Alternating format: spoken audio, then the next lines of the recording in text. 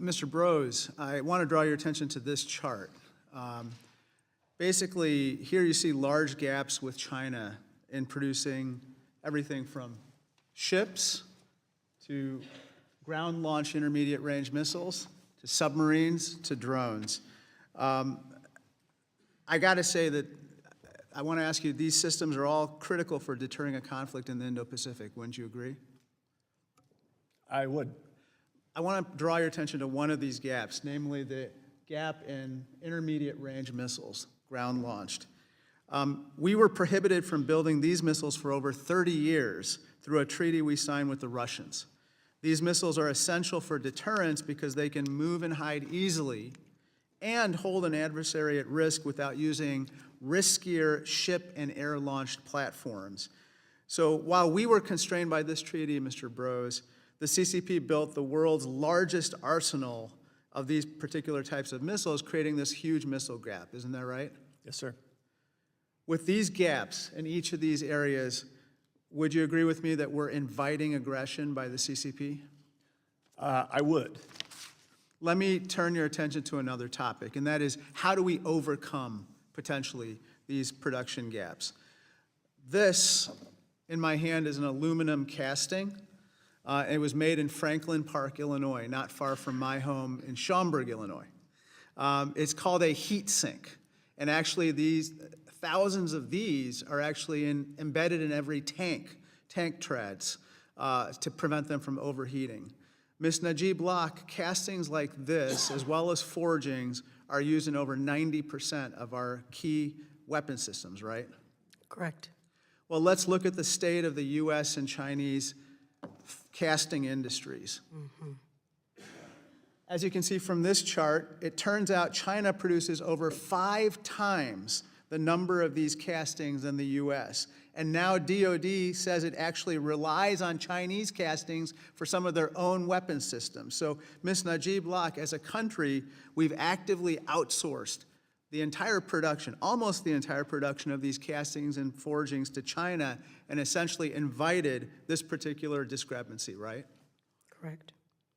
I'm going to make a provocative statement, Ms. Locke. Tell me what you think. But I think the DOD should consider buying all of its castings and forgings in the U.S., and here's why. Just last week, as I mentioned in my opening, we saw the CCP ban exports of critical minerals to the U.S. We can't allow a potential ban on exports of things like castings and forgings that could potentially cripple our defense production. Would you agree?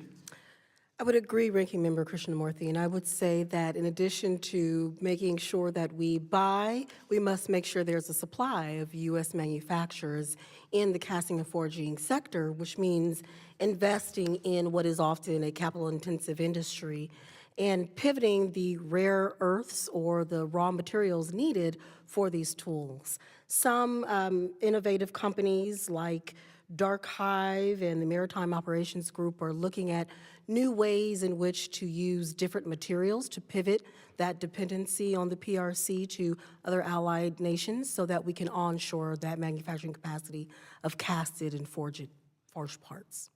Very good. Let me turn to my final topic, and that is about continuing resolutions, Dr. Greenwald, which we may be under until late March.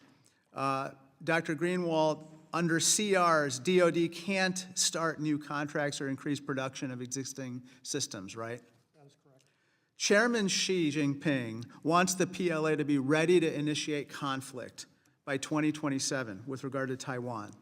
As a result, the Pentagon recently requested increases for various systems that strengthen our deterrence so that when January 1st, 2027 arrives and every day after, Xi Jinping wakes up and says, not today. I want to show you this chart. It takes roughly 2 years to make many of the missiles that the Pentagon says it needs for our deterrence. As we can see here, if we had a budget now, that is with no CR, that's the top bar, starting in January of 2025, DOD would get what it needs by 2027, and we'd avoid getting into the danger zone. But a CR until late March or March puts us in the middle of this danger zone if it takes 2 years to build many of these missile systems for deterrence. So, Dr. Greenwald, it seems to me the people who want this situation are Chairman Xi and the CZP. Wouldn't you agree? I think they benefit that from greatly unless we can somehow put an anomaly in the CR.